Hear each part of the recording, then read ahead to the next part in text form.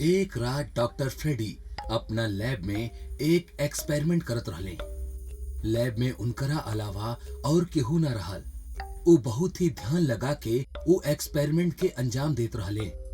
उनकर चेहरा एगो कपड़ा से ढका रहल और सर गंजा रहे। वो बड़ा ही सावधानी से एगो गुलाबी रंग के मिश्रण और एगो हरा रंग के मिश्रण के अपना दोनों हाथ से हिलावत रहले। अभी दो मिश्रण के मिक्स होती हमार प्रयोग सफल हो जाई और हमार जलल चेहरा फिर से पहले की ही तरह दिखे लागी। मिश्रण अच्छा तरह से हिलावे के बाद वो दोनों मिश्रण के नीचे टेबल पे रख देले और अपना मुंह से कपड़ा हटौले। कपड़ा हटावत ही उनकर जलल भयानक चेहरा सामने आ गईल। डॉक्टर फ्रेडी दोनों रंग के मिश्रण के उठौले और बहुत सावधानी और धीरे धीरे हरे मिश्रण के गुलाबी मिश्रण में डाले लगले। डॉक्टर फ्रेडी जब मिश्रण के डालत रहले तब अचानक लैब के खिड़की खुलल और डॉक्टर फ्रेडी डर गईले। डरे के कारण उनकर ध्यान भटक गई और वो हरा रंग के मिश्रण उनकर दोनों हाथ पे गिर गई। वो उबलत मिश्रण हाथ पे गिरे के कारण उनकर उंगली जले लागल और उंगली से धुआं निकले लागल। डॉक्टर फ्रेडी और भी ज्यादा डर गए। उनकरा कुछ समझ में ना आवत रहा कि आखिर का भइल। वो तुरंत जाकर पानी के नीचे अपन उंगली धोए लगले, पर कुछ असर ना भइल। पर कुछ देर बाद उनकर उंगली के सारा चमड़ी जल गई और अंदर के हड्डी दिखे लागल। उनकर पूरा हाथ चेहरा के तरह बदसूरत दिखे लागल। अरे ये का हो गई? अब हम ये सब ठीक कैसे करब? ये हरा मिश्रण तो हमार पूरा चमड़ी ही जला देहलस। डॉक्टर फ्रेडी बहुत ही उदास हो गई काहे कि उनकर एक्सपेरिमेंट फेल हो गए रहे। पर अचानक उनकर नजर गुलाबी मिश्रण पे पड़ल और उनकर दिमाग में एगो तरकीब आई। अगर ये गुलाबी मिश्रण हमार काम आ जाओ तो शायद हमार हाथ ठीक हो सकेला। हमरा एगो कोशिश तो करे के ही होगी। डॉक्टर फ्रेडी अपना कांपत कांपत अंगुली से गुलाबी मिश्रण के उठौले और अपना हाथ पे डाले लगले। उनकर जलल उंगली से फिर से धुआं निकलब शुरू हो गई, पर ई बेर उनकरा जलन ना भइल। कुछ देर बाद उनकर उंगली की चमड़ी फिर से आवे लागल। अरे ई तो बहुत अच्छा भइल। अब हमार हाथ हमरा शरीर से अलग ना दिखी। पर डॉक्टर फ्रेडी दिखले कि उनकर दोनों हाथ के नाखून अब कौनो चाकू की तरह लंबा, मोटा और नुकीला लागत रहले। डॉक्टर फ्रेडी अपना नाखून के देखकर खुश होके लगले और जोर जोर से हंसे लगले। हमार चेहरा ठीक ना भइल तक का हो गइल? अभी नाखून ही हमार सबसे खतरनाक हथियार बनी। अगला रात के एगो आदमी रास्ता पे चलत रहल। बहुत रात होखला के वजह से चारों तरफ अंधेरा रहल। वो धीरे धीरे घर के तरफ बढ़त रहल। अचानक ओकरा पीछे कोनो आहट सुनाई देहलस। वो मुड़कर देखलस तो अंधेरा में केहू खड़ा दिखाई देत रहल। के बा भैया? अचानक वो आदमी के दो हाथ दिखे लगले जिनकर उंगली पे बड़ बड़ चाकू जैसे नाखून रहले। वो आदमी बहुत डर गई और डर के मारे चिल्लाए लागल। अगला सुबह पुलिस के ऊ आदमी की लाश उहे सड़क पे पड़ल मिलल। ओकर बड़ा ही बेरहमी से कत्ल कइल गइल रहे। पुलिस के जब ओकर लाश मिलल तब ओकर चेहरा पे 5 होल रहे जैसे खून बहत रहल। ऊ होल कौनो नुकीला चीज से बनावल गइल रहे और उहे से ऊ आदमी के मौत हो गई। ऑफिसर कुमार ई मर्डर के जांच करत रहले। का आसपास कोनो मर्डर वेपन मिलल या कोनो और सुराग? ना सर, पूरा एरिया छान मरनी, कहीं पे भी कोनो वेपन या कोनो सुराग ना मिलल सर। पुलिस ऑफिसर कुमार के ई समझ में ना आवत रहल कि ई हत्या कौना हथियार से कइल गइल रहे, काहे कि आसपास कोनो भी मर्डर वेपन ना रहल। ऑफिसर कुमार और उनका टीम पूरा 2 दिन तक इन्वेस्टिगेशन कैले, पर उनकरा हाथ कुछो भी सबूत ना लागल। 2 दिन बाद फिर रात के एगो औरत के उहे सड़क पर हत्या कल गई। ऑफिसर कुमार और उनका टीम वहां पे जांच करे खातिर पहुंच गई। ऑफिसर कुमार देख ले कि ई औरत के चेहरा पे भी बिल्कुल वैसे ही 5 होल रहल और उनसे खून बहत रहल। पर ई बेरी एगो बात अजीब और चौंका दे वाला रहल। ऊ औरत के माथा पे जौन होल रहल ओमे कुछ फसल रहे। ऑफिसर कुमार ऊ चीज के निकाल के देख ले और ओपे से खून साफ करके ओकरा ध्यान से देखे लगले। आखिर चीज बा का लागता इहे नुकीला चीज से ई औरत के हत्या भइल बा। सर ई तो कोनो नाखून के तरह दिख रहा बा। पर ई कोनो जानवर के नाखून नहीं लागत। ई जरूर कोनो इंसान के नाखून हा। पर सर कौनो आदमी के इतना बड़ा नाखून कैसे हो सकेला? उहे ता हमनी के पता लगावे के बा। ध्यान से देखा तब्बे तो पता चली कि ई नाखून बीच से ना टूटल बा बल्कि उंगली से ही अलग हो गइल बा। एगो काम करा, एकरा टेस्टिंग के खातिर फॉरेंसिक लैब भेजा और ए पर जौन खून बा ओकर डीएनए वेरीफाई करा। फिर हमनी डेटा में ई कैसे मैच करेला वो देखल जाई। एक सुबह जब ऑफिसर कुमार पुलिस स्टेशन में बैठल रहले तब हवलदार हाथ में एगो फाइल लेकर भागत भागत आई। सर वो नाखून केकर हा पता चल गइल बा। के हाउ? सर एगो साइंटिस्ट हा, डॉक्टर फ्रेडी नाम है उनकर। चला उनके घर। ऑफिसर कुमार और हवलदार स्टेशन से सीधे डॉक्टर फ्रेडी के लैब में पहुंचले। वो पहुंचले तो देख ले कि लैब पे ताला लागल बा और डॉक्टर फ्रेडी वहां ना रहले। सर लागता उनकरा हमार आवे के बारे में पहले से ही पता रहल, यही से तो भागिले। ना, वो भागल ना हुई बल्कि अगला मर्डर के तैयारी कर रहा होगी और ओकर मर्डर पैटर्न अगर ध्यान में रखी ता मर्डर आज रात के ही होगी। पर कहवा सर? उहे सड़क पे जहां पहले 2 मर्डर भइल रहे। पर हमने ओकरा पकड़ा कैसे सर? हमने पास तो कोनो ठोस सबूतो नहीं खे। हमने एगो ट्रैप लगा के ओकरा रंगे हाथों पकड़ल जाई। कौना टाइप के ट्रैप सर? सुना, आज रात तो उस सड़क पे खड़ा रहबा। जैसे ही डॉक्टर फ्रेडी तोहरा के मारे खातिर आई हम ओकरा रंगे हाथ पकड़ ले हब। ठीक बा? यस सर, पर ऐसे हमार जान के कोनो खतरा तो ना होगी ना? तू हमरा पे भरोसा रखा, हम तोहरा कुछ ना होके देहब। अब चला। ऑफिसर कुमार और हवलदार वहां से चल गए। रात हो गई। वो हवलदार प्लान के मुताबिक उस सड़क पे जाके खड़ा हो गई और ऑफिसर कुमार थोड़ा दूर झाड़ी में जाके छिप गए। चारों तरफ बिल्कुल शांति रहे। दूर से सिर्फ जंगली जानवर के चिल्लाए के आवाज आवत रहल। अचानक हवलदार के ओकरा पीछे केहू के चले के आवाज आवे लागल। ओ पीछे मुड़ के देखलस त अंधेरा में केहू चल के ओकर ओर आवत रहल। जब वो आदमी रोशनी में आयल त हवलदार देखलस कि वो इंसान केहू और ना बल्कि डॉक्टर फ्रेडी ही रहल। डॉक्टर फ्रेडी के भयानक नाखून और बदसूरत चेहरा अंधेरा में और भी खूंखार लागत रहल।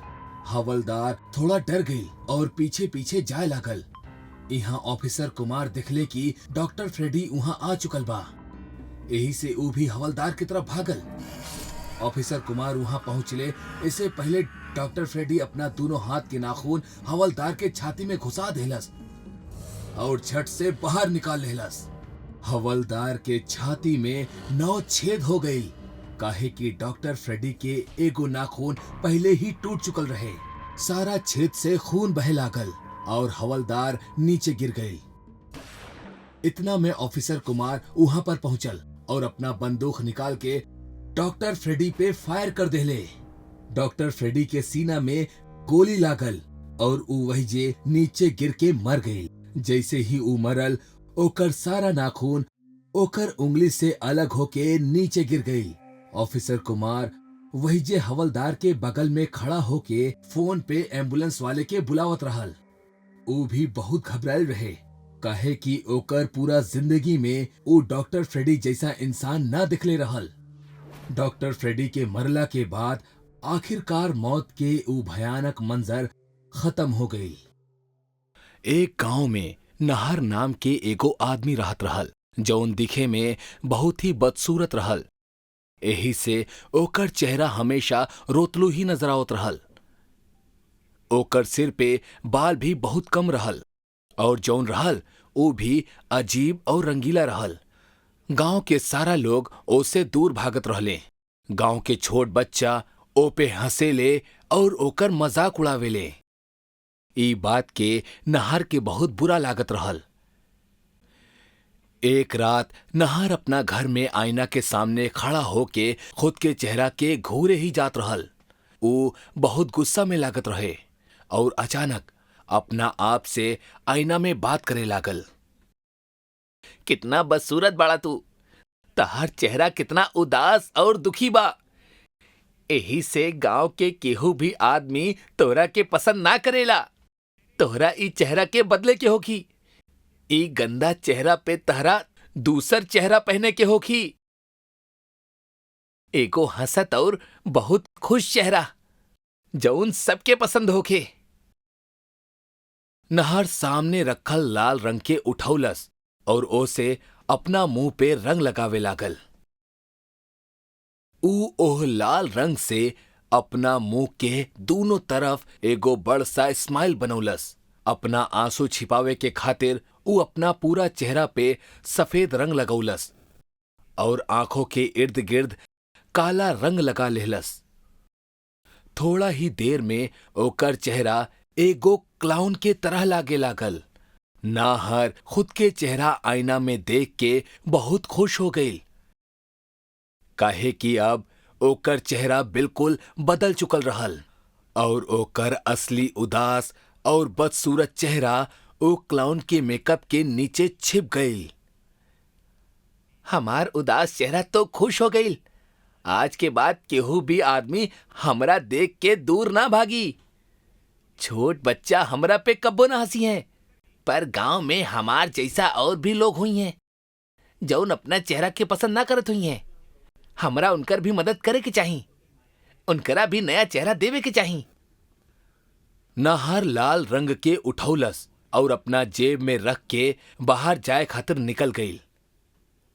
ऊ जब गांव में आयल त ओकरा अपना आसपास केहू भी नजर ना आयल। नाहर पूरा गांव में कौनो उदास और दुखी आदमी के ढूंढलस, पर ओकरा केहू भी ना मिलल। आखिर में ऊ खुद उदास होके एगो पेड़ के नीचे बैठ गई। थोड़ी देर बाद अचानक नाहर के पेड़ के पीछे से केहू के सिसके के आवाज आवे लागल। ओकरा पेड़ के पीछे जाके देखलस त एगो जवान लइका अकेला बैठल रोवत रहल। नाहर ओकरा पास गईल और ओकरा पूछे लागल, का भइल, तू रोवत काहे बाड़ा? ओ लइका कुछ जवाब न देहलस, बस रोवत रहल। नाहर ओकर बगल में बैठ गई और फिर से उसे पूछे लागल, का नाम है तोहार और इतना काहे रो रहल बाड़ा? ओ लइका रोवत रोवत जवाब देहलस, हमार नाम हरीशा, हमार मालिक हमरा के काम से निकाल देहलस, यही से हम रो रहल बानी। अरे उदास मत होखा, जब तू रोएला त तहार चेहरा बिल्कुल अच्छा ना लागेला। तू रोआ बंद करा और अपना चेहरा पे मुस्कान लावा। रुका, हम ही तहार चेहरा पे मुस्कुराहट लावतानी। ओ नाहर के हाथ के झटकलस और ओकर वजह से ओ लाल रंग नीचे गिर गई। आप ही का कर रहल बानी? हमरा के अकेला छोड़ दी, जाई यहां से। हरीश के ई बात सुन के नाहर के बहुत बुरा लागल और ओकर आंख में अब खून उतर आइल। नाहर गुस्सा से हरीश के तरफ देखे लागल। गुस्सा में ओकर क्लाउन वाला चेहरा और भी खूंखार लागे लागल। नाहर के ऊ रूप देख के हरीश डर गईल। हरीश वहां से भागे के खातिर उठल, पर नाहर ओकरा हाथ से पकड़ के ओकरा वहीजे रोक लेलस। हरीश अब और भी डर गईल। तू हमार लाल रंग के खराब कर देला, पर कोनो बात नहीं है, हम तहर चेहरा पे मुस्कुराहट ला के ही रहा। नहर अपना जेब से एगो छोटा सा चाकू निकललस और हरीश के सामने ओकरा हिलावे लागल। हरीश उ चाकू के देख के बहुत डर गईल और नाहर के सामने गिड़गिड़ाए लागल। हमरा के ज्यादा हम तहर का बिगड़ ले बानी? तू हमार कुछ ना बिगड़ ले बाड़ा, हम त बस तोहरा के खुश देखल चाहतानी। अगर तू खुश ना रही बा तई गांव वाला हमार तरह तहार भी मजाक उड़ई हैं। आवा, हमार पास आवा। नहार उ चाकू के हरीश के मुंह में डाल देलस और ओकर गाल के काटे लागल। जैसे ही नहार गाल के अंदर से काटब शुरू कैलस, हरीश के मुंह से खून बहे लागल और उ जोर जोर से चीखे लागल। नहार दूसरा गाल के भी काटब शुरू कर देहलस। हरीश दर्द के मारे तड़पे लागल। दोनों गाल के कटला के बाद नहार चाकू के बाहर निकललस और ओह पर लागल खून के अपना कपड़ा से साफ करे लागल। हरीश के चेहरा बेहद बदसूरत और डरावना लागत रहल। ओकर मुंह पे एगो स्माइल जैसे खून से रेखा बन गल रहे। ओ रोवत रहल। हरीश के ओ खून भरल मुस्कुराहट के देख नाहर जोर जोर से हंसे लागल। हंसत हंसत ओकर क्लाउन फेस और भी भयानक लागत रहल। पर हंसत हंसत अचानक नाहर के नजर हरीश के आंख पे पड़ल। तू रोत कहे बड़ा? तोहार चेहरा तो देखा, कितना खुश लग रहल बा। अब ई हमेशा के खातिर ऐसन ही रही, तू एकरा कब्बो भी मिटा ना पैबा। हरीश कुछ कहे के कोशिश कैलस, पर मुंह कटला के वजह से वो कुछ बोल ना पावत रहल और वैसे ही मुंह के पकड़ के रोवत रहल। हरीश के अब भी रोवत देख नहार के गुस्सा आ गईल। तू रोआ बंद करा, तोहार आंसू देख के हमरा के तकलीफ हो रहल बा। हरीश रोवत ही जात रहल।